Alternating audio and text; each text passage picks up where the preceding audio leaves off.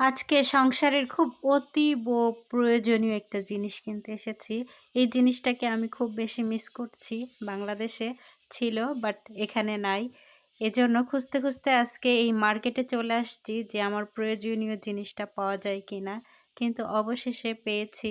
হাসব্যান্ডকে বলেছিলাম বেশি কিছু না, একটা কাঠের ছ্যাঁচনা কিনে দাও যাতে আমি জিরা, গরম মসলা এগুলো একটু গুঁড়ো করে রান্নায় দিতে পারি। তো হাসব্যান্ড আমার কথা রাখছে, এই মার্কেটে নিয়ে আসছে আমাকে কাঠের ছ্যাঁচনা কিনে দেবে। দুঃখের বিষয় হলো এখানে কোনো কাঠের ছ্যাঁচনা নাই। যদিও বা একটা ছ্যাঁচনা, অনেকগুলা সাইজের ছ্যাঁচনা পেয়েছি, আর সেটা হচ্ছে পাথরের পাথর।